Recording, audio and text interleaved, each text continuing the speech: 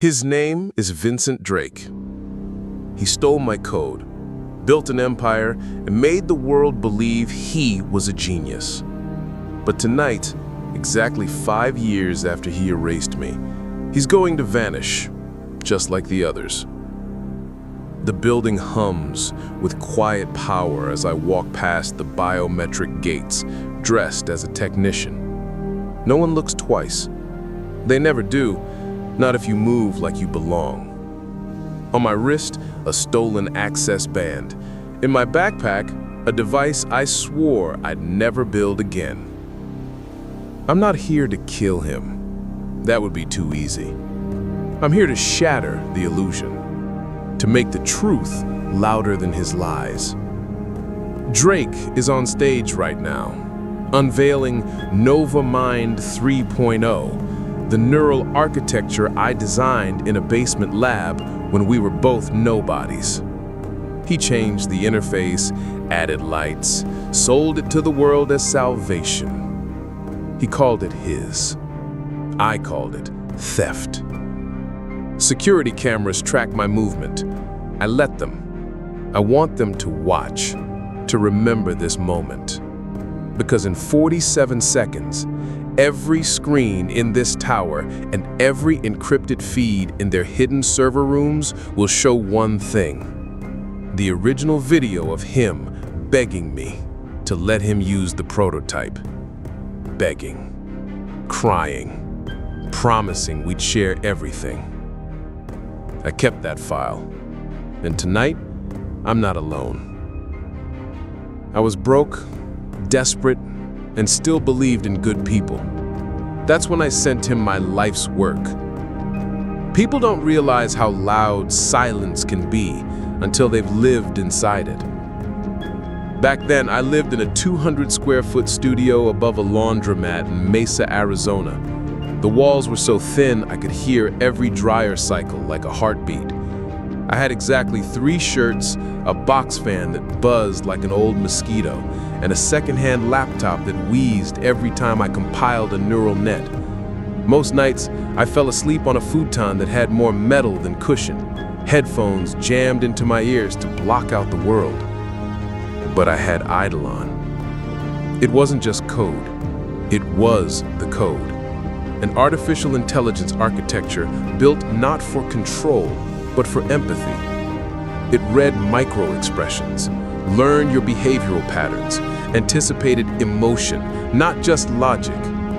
I trained it on thousands of interviews, therapy transcripts, real-time social behavior from forums, live streams, even reality TV.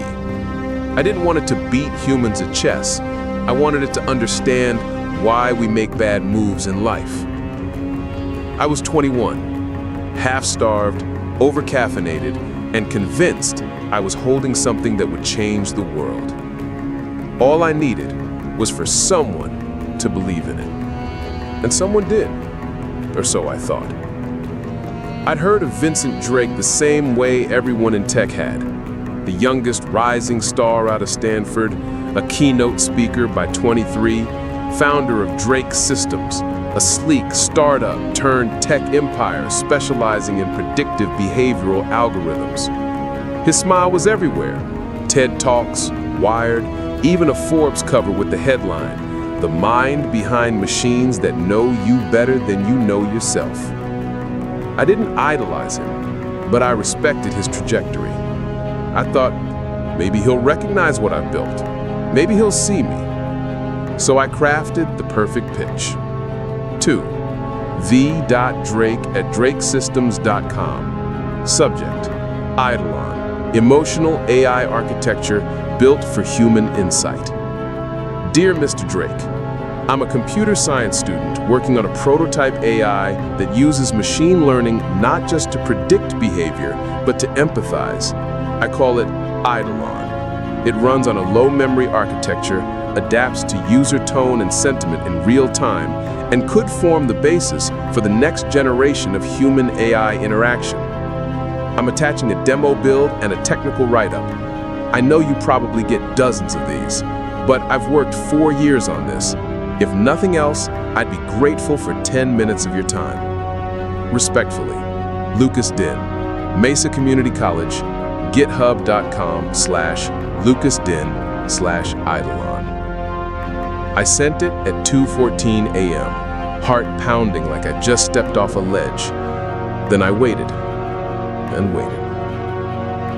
2 weeks later, I got the reply. It was 3 lines long.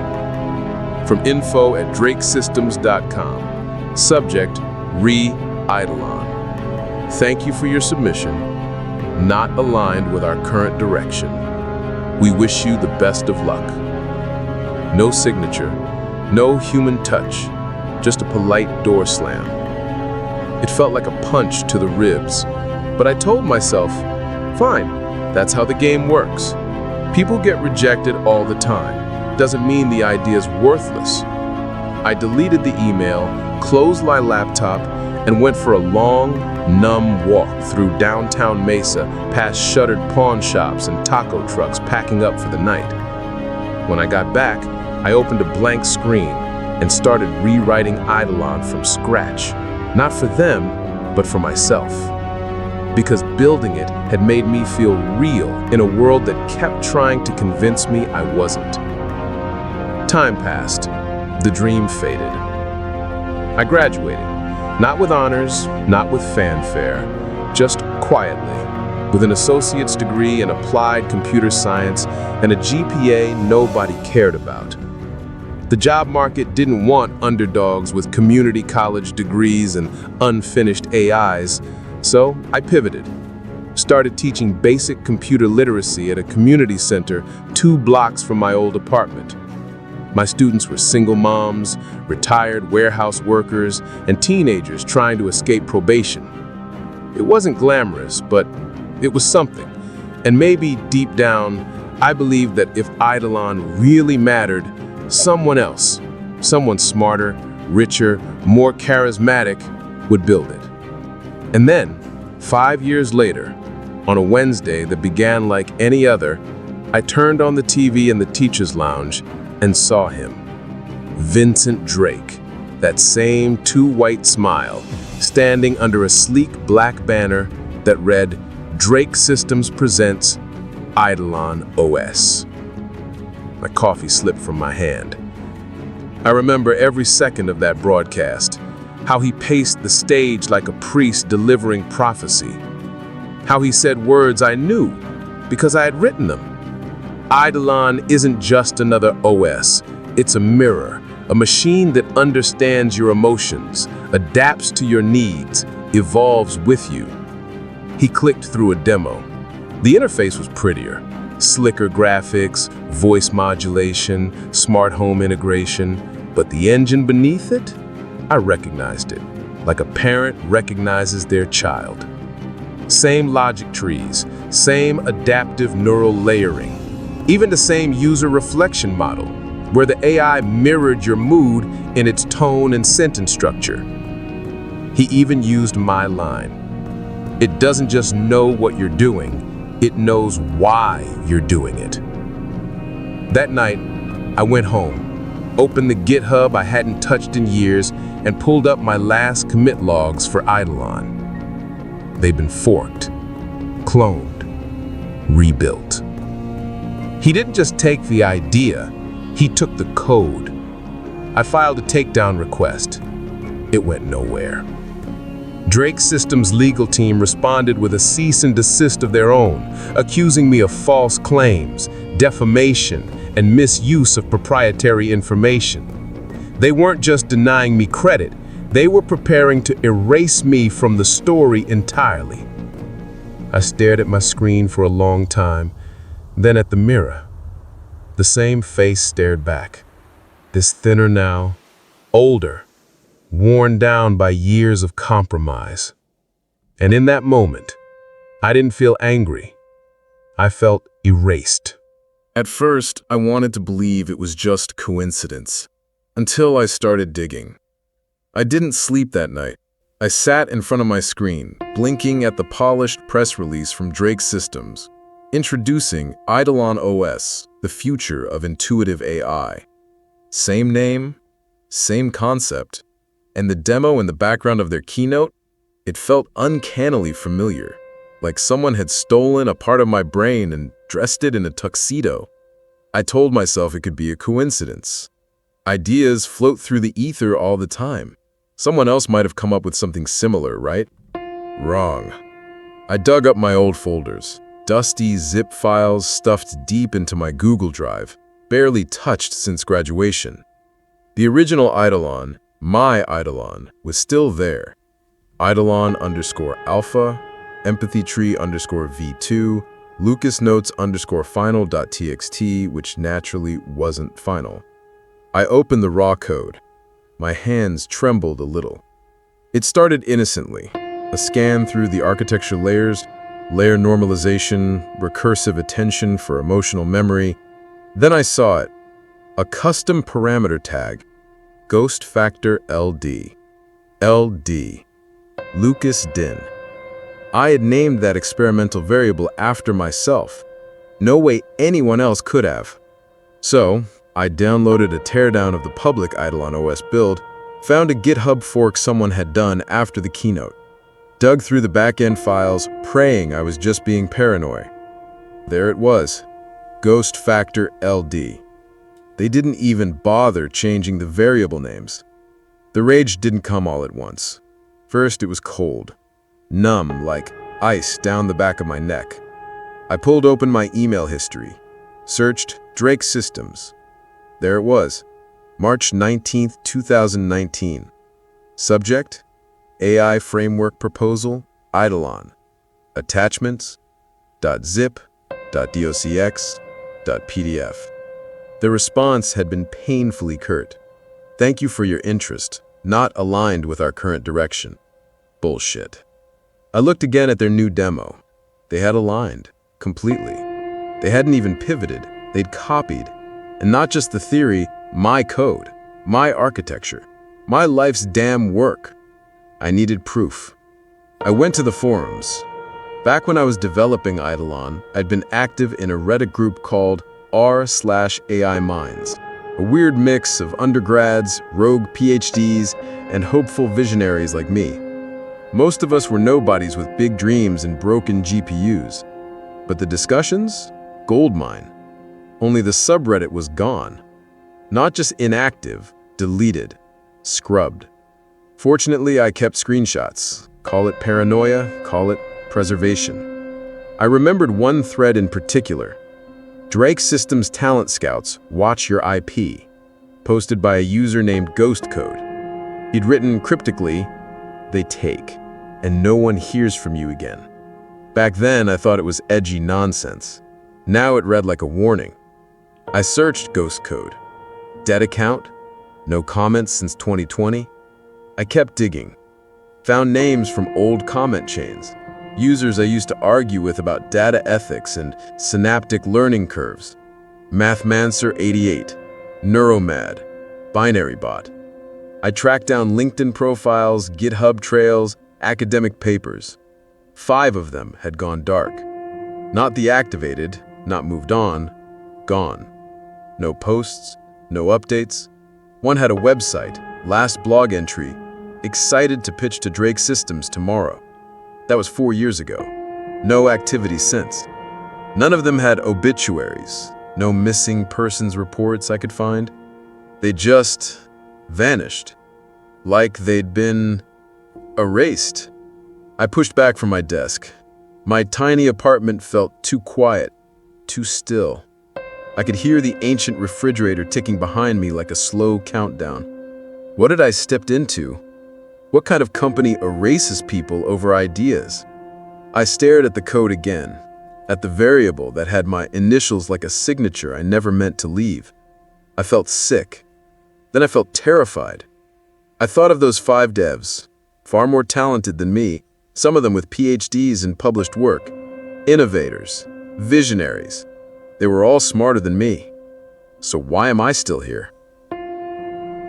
If I was chasing ghosts, I needed to talk to someone who lived in the house. She was exactly how I pictured her.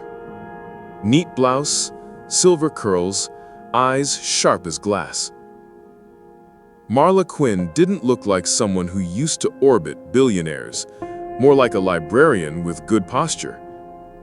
But when she shook my hand at that quiet Flagstaff cafe, I felt like I was holding the edge of something dangerous. "You're lucky I answered at all," she said, sipping her decaf. "Most people who poke into Drake don't get callbacks. They get quiet."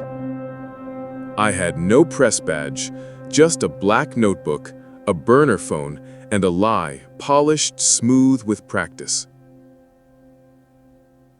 "I'm writing a piece on innovation theft in tech, looking for real voices, not PR scrub." She raised an eyebrow. "You're a bad liar, Lucas." My pulse froze. "Ha!" She tapped the side of her head. "You think I wouldn't look you up?" I waited for her to leave. She didn't. Instead, she smiled, tired, almost amused. "Relax. If I wanted to burn you, you wouldn't be sitting here." She told me stories in the way old people do, scattered, too casual to be harmless, about the internal routing of ideas at Drake Systems, about the Idea Harvest Team, unofficially called the Scissors, about how Vincent Drake once said, in passing, "Why buy genius when it emails you for free?" According to Marla, every week saw dozens, sometimes hundreds, of unsolicited submissions. People like me, desperate for validation or partnership. Some emails were junk, but if one had a spark, it was flagged, not for response, but for internal evaluation. "They didn't even bother changing the names," she said. "You know how many engineers watched something they built get unveiled under a new brand name?" She paused, leaned closer. "They didn't sue. They disappeared."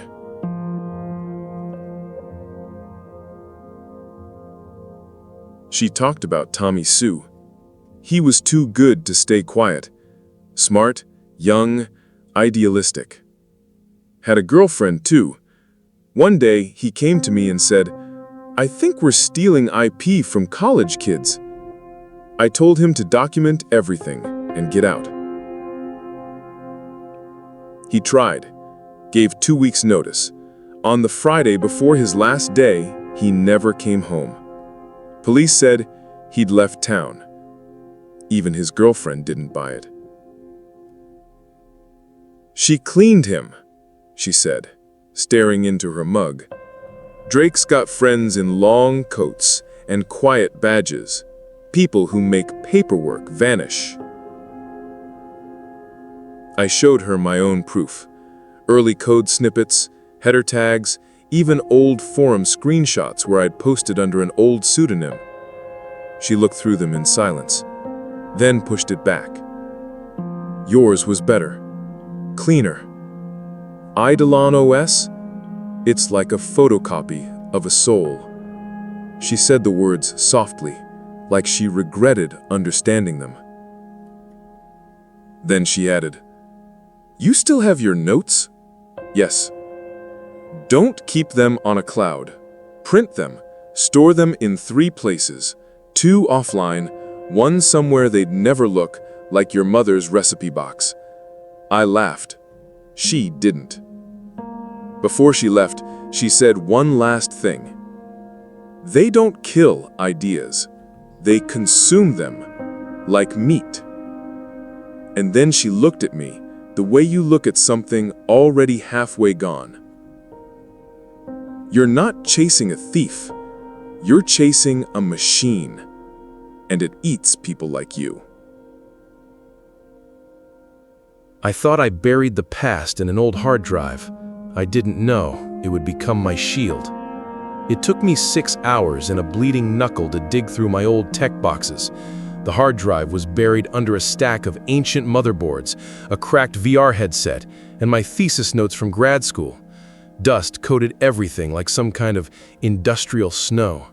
I hadn't touched any of it in years, back when I still thought ideas lived and died in sunlight. When I finally plugged in the drive and heard it spin, like a tired old dog waking from hibernation, my heart rate doubled. I wasn't looking for code. I was looking for proof that I had existed. The directory was a mess. Projects, Edelin, test suits, ethics filters, raw logs, do not touch, final 1. Classic naming conventions. I opened the file. There it was. A behavior modification module I designed not for performance, but for conscience. A reinforcement system that forced the AI to pause, assess, and ask before acting on ethically gray outcomes. And deep inside it, buried beneath layers of conditionals and obfuscated triggers, was the fingerprint, a logic-based watermark only I knew existed. A line of symbolic noise that would crash the system if anyone tried to duplicate it without replicating my logic chain. I created it back then as a test. No one else ever saw it. I cross-referenced it with the version in Drake's public Eidolon OS, line for line. The sequence was there, untouched, unchanged. Vincent Drake didn't just steal an idea. He stole my code, my fingerprint, my philosophy, and he let that machine out into the world without the ethical pause I had buried like a ticking failsafe. I leaned back in the chair, suddenly breathless. My fingers were cold. The lights flickered, or maybe my vision did. But one thing was clear. I had him. Cold, clean, and provable. The problem? The kind of people who believed me didn't matter. And the kind of people who mattered would make sure I disappeared long before this went public. I stared at the screen, my own watermark glowing back at me like a curse. I needed someone with power, not just leverage, but legacy. Someone who still had weight in the old world before everything got sold into silence.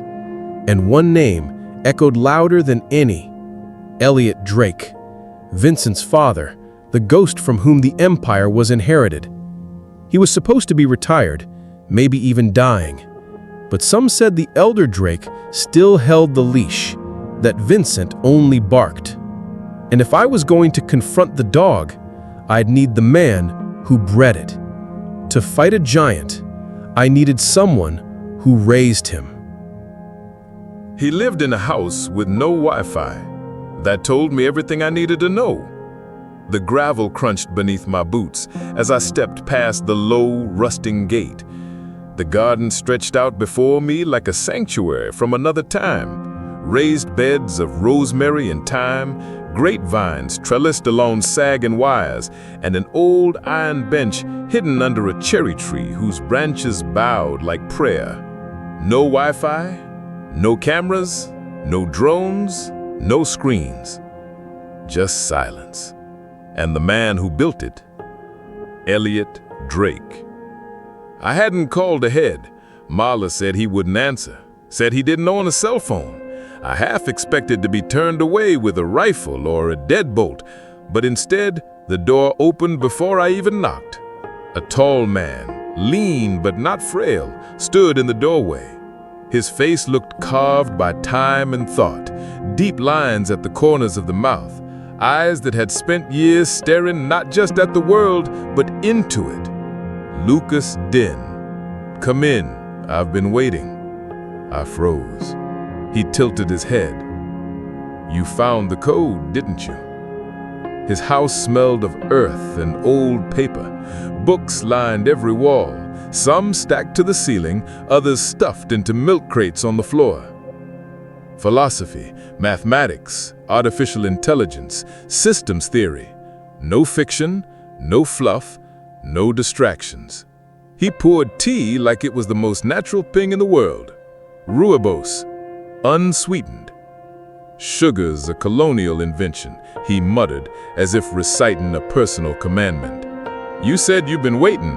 How did you, I assumed someone would come, eventually. He stirred his own tea with a tarnished spoon. Vincent didn't build Eidolon alone. I told everyone that. No one listened. I pulled the USB from my pocket and placed it on the table between us.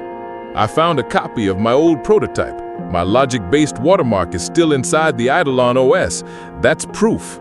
He stole my work." Elliot didn't flinch. He didn't reach for it. He just nodded slowly, eyes on the steam rising from his mug. "And now you want to know what to do with it," he said.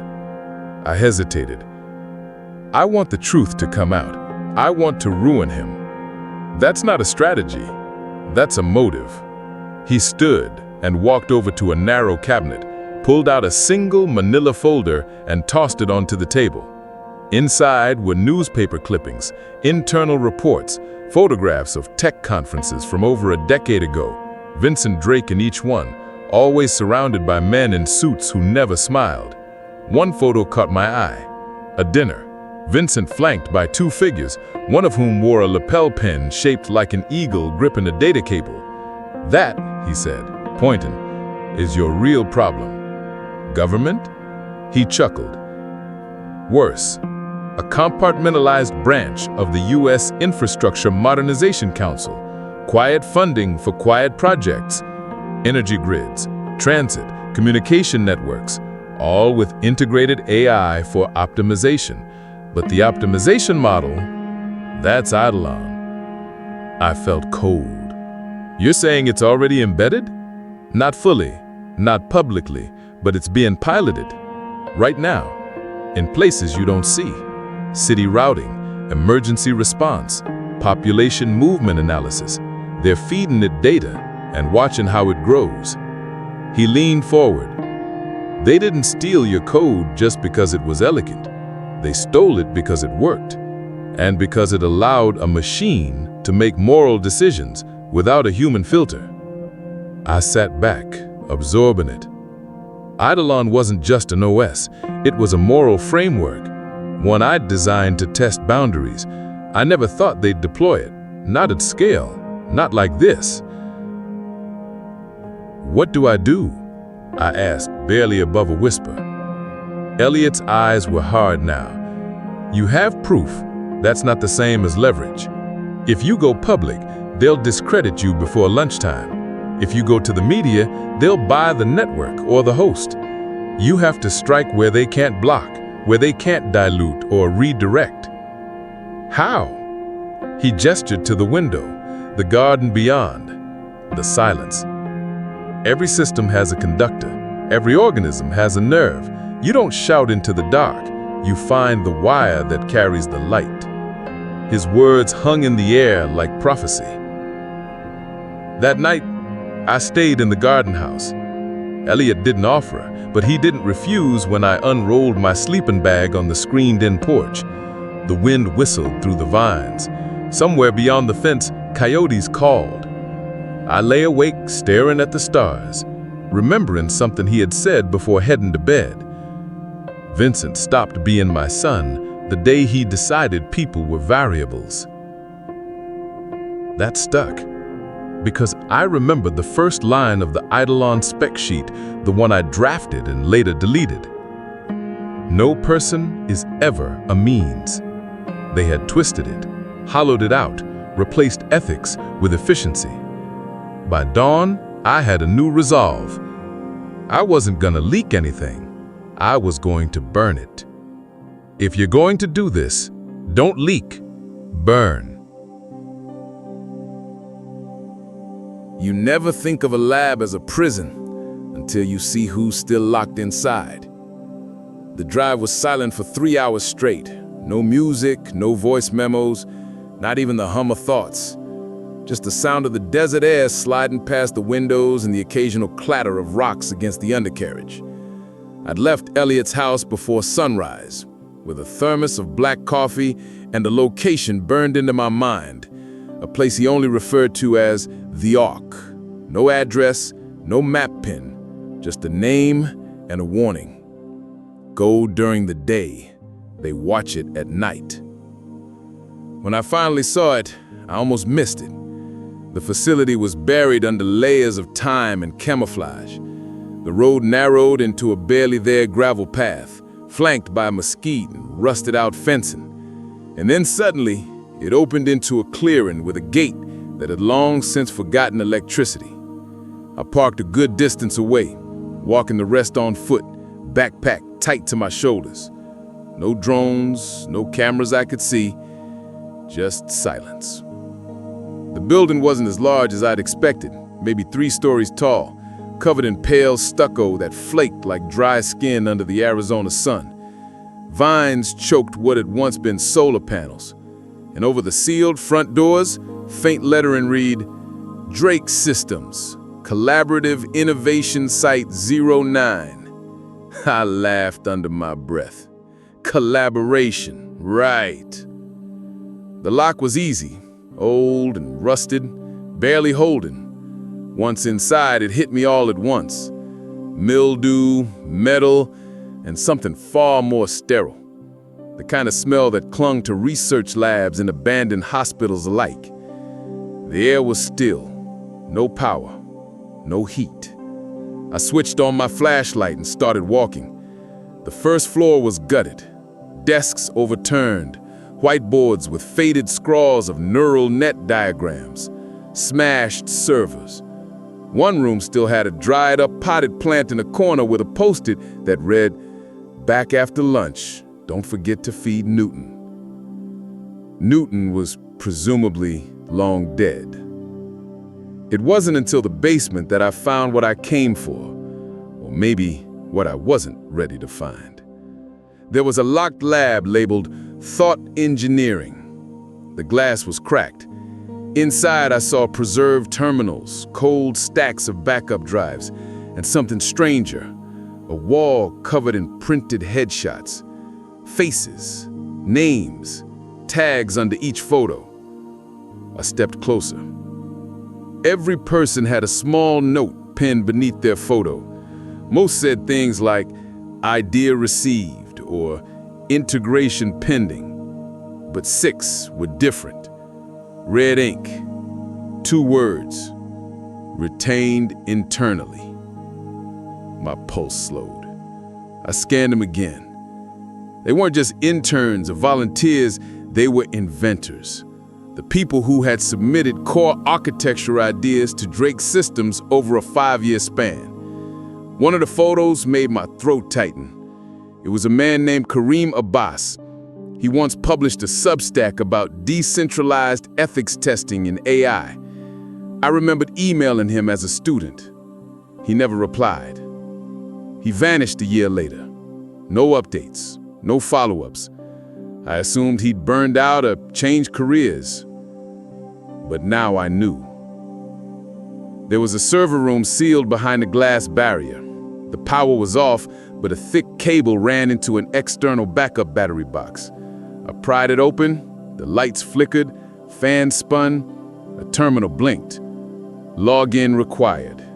Admin, asterisks. I typed Eidolon root and prayed. Access granted.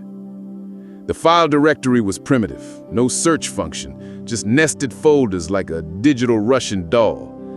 I went into a folder labeled Pattern Harvesting v2.4 and found a collection of data dumps, most marked with initials and dates.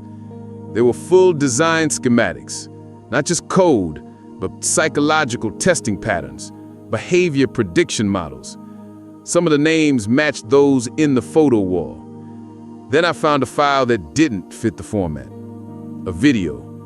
int_log.kbass.001.mp4. I hit play.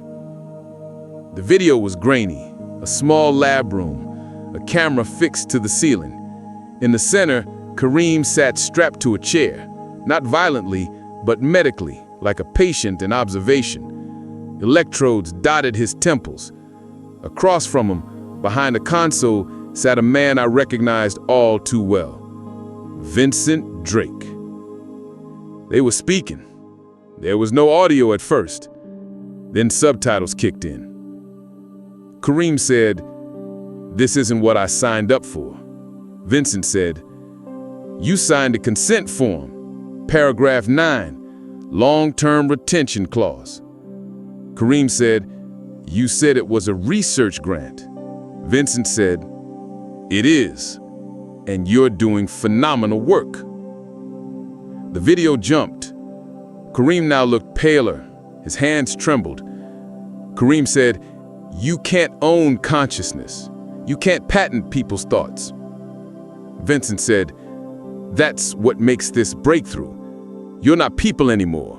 You're pattern generators." I paused the video. My stomach turned. I wanted to delete it, bury it again in the shadows. But instead, I copied it to my drive, along with everything else I could find. I left the lab in silence. Outside, the sun was lowering. I was 2 miles from the nearest road, and already my thoughts were splitting like sails. This wasn't just about me anymore. My stolen idea was a drop in a blood-soaked well. There were others, smarter, louder, braver, who had vanished into this machine, chewed up for the sake of optimization. I sat on the hood of my car, pulling the SSD from my pack. My fingers trembled. I had the video, the logs, the personnel lists. I had evidence. But now what? Elliot's words rang in my head. Don't leak. Burn. What did that even mean?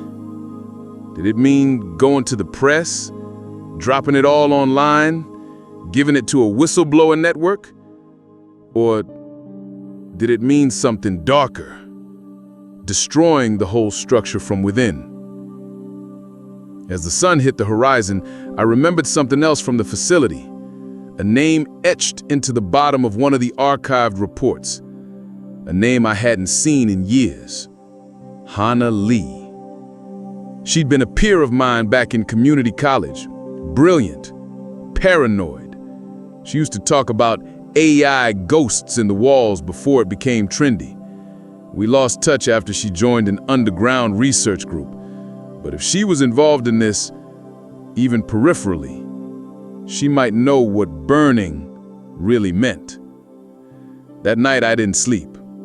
I set up an old Faraday cage in my garage, moved the SSD inside, printed a backup list of names, faces, the retained, the erased. They deserved more than justice. They deserved to be known. And as I stared at Kareem's face again, his eyes still frozen in protest, I whispered aloud, I wasn't the only ghost. I was just the loudest one left.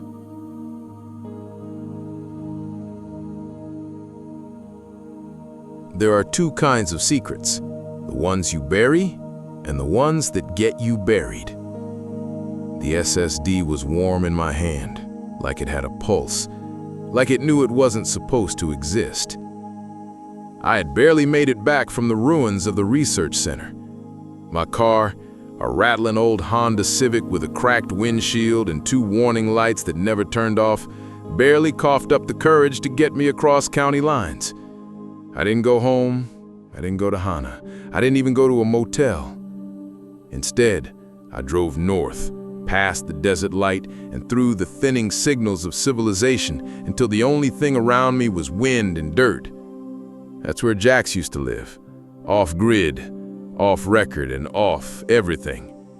He used to say the only real privacy left was inside your own bad reception. The place was a mess, always had been, but it was the right kind of mess. Broken routers stacked like art, solar panels buried under sand, screens with lines across them, blinking code like dying stars, but it was safe, for now. Jax opened the door in boxes and a coffee-stained shirt. Same bleary eyes, same cynical grin. I figured if the world ended, you'd be the last man alive, I said. He blinked. I thought you were dead. Not yet, I said, holding up the SSD. But I will be if I don't get this out. We plugged the drive into his encrypted build, a Frankenstein tower cooled with old fan parts and paranoia. The files loaded slow, like they were scared to be seen. I explained everything in pieces: the lab, The missing inventors, the surveillance, the stolen lives. The voice clips of people begging to go home. The code that looked like mine and wasn't mine anymore. Jax leaned back, knuckles tapping his teeth. You're telling me Drake Systems has been black-bagging inventors to feed its AI pipeline? Yes. And you have all of it on here? I nodded, including timestamps, employee names, even financial records. Whee! No one's gonna let you walk away with this. I don't plan on walking. I plan on uploading. We debated the methods. Direct server breach? No. Too traceable. Anonymous dump on a public forum? No. Too easily buried. We needed a burn-proof route. Something that couldn't be throttled, taken down, or disappeared by legalese and power. Darknet? He offered. I shook my head. It has to go wider. It has to find its own way through the light. Eventually, we settled on 3 channels.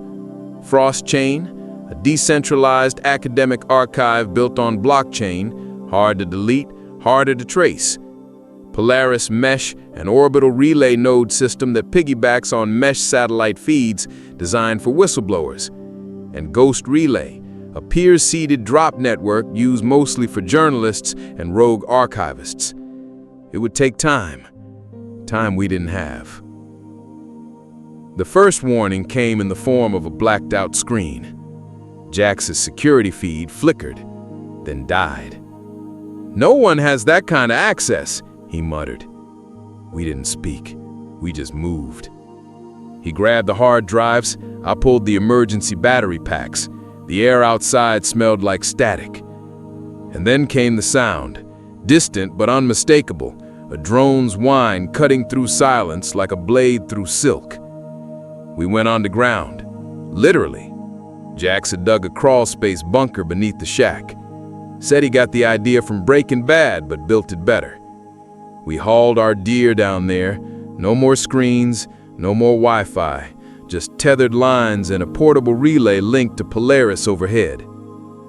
Time bled in that dark. We watched bars load in percentages like prayers. Upload 1, 17%. Upload 2, 3%. Upload 3, initializing. And up above us, the whir of a machine looking for us like we were roaches in a kitchen. I broke around hour 6. What if they get it all before it finishes? I whispered. They won't. You don't know that. Jax didn't look up. They've got billions, yeah, but they don't have desperation. Desperation works fast. The file for upload 3 failed again. We switched routing protocols, rewired the mesh, rerouted through Paraguay and Iceland nodes. By hour 10, we were halfway there. And that's when I heard boots. It wasn't subtle. Whoever they sent wasn't hiding. 4 men, no insignia, tactical gear.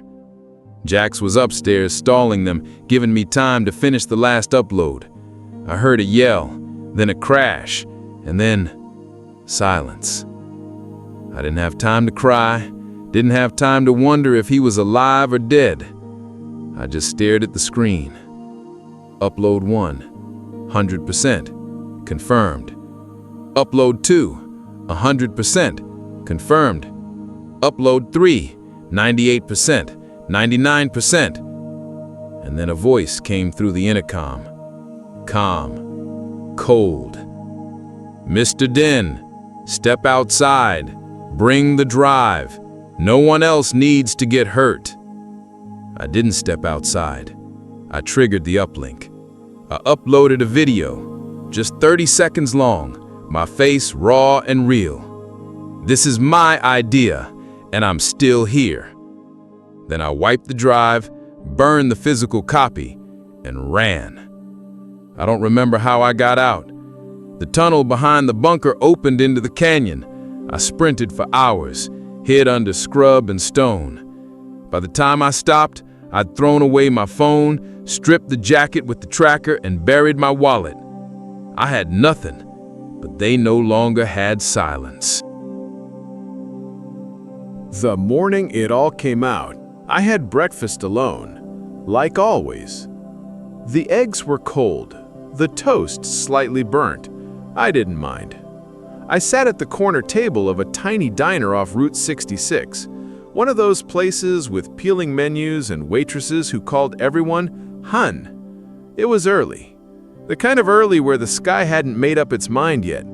Still gray, still waiting for something. My phone buzzed, then buzzed again. Then it didn't stop. Mentions, emails, news alerts, push notifications, messages from people I hadn't spoken to in years. Some I'd hoped to never hear from again. The video had gone live. It was everywhere. My voice, my face, my stolen code, the forgotten names of missing inventors, all out in the open now. Uploaded to decentralized networks, mirrored by people I'd never met, translated into a dozen languages. This is my idea, and I'm still here. Just that. No theatrics, no threats. I'd stared into the camera like it owed me nothing, and maybe for once, it didn't. Within 12 hours, hashtags formed like digital storm clouds. Hashtag Dosed Inventors. Hashtag Drake Files. Hashtag AI Theft. Then, the real tide hit. CNN called it the biggest breach of corporate intellectual cover-up in AI history. The BBC called me the ghost whistleblower. That one made me laugh, just a little. Vincent Drake made a statement. Of course he did. He stood behind a podium of glass and brushed steel in a room that looked more like a mausoleum than a press hall. He was calm, serene. He used phrases like strategic misalignment, unfortunate oversight, and regrettable errors in early-stage sourcing. Corporate poetry, basically. Then he announced his retirement, but I knew better. Behind the curtains, the sharks were circling. Class action lawsuits began stacking up. International investigation teams from Europe, Asia, and South America launched full-scale probes. And a few retired developers who had gone missing over the last decade, they started surfacing too. Some had changed names. Some had been medicated into forgetfulness. One man was working as a janitor in a lab he helped design. When reporters asked him what he wanted, he said, "To code, but this time with my name on the screen." I stayed out of it. I wasn't interested in panels or awards or book deals. God, the book deals. Some agent offered me 6 figures for a memoir called Stolen Code, One Man's Fight Against the Machine. I said no before he finished the pitch. Truth was, I didn't feel victorious. Not really. The more people reached out to say, "You did it," the more I felt like I hadn't. 1 week after the upload, I was invited to speak at an AI ethics summit in New York, the kind where everyone wears black turtlenecks and talks about responsible disruption. I went, but I didn't take the stage.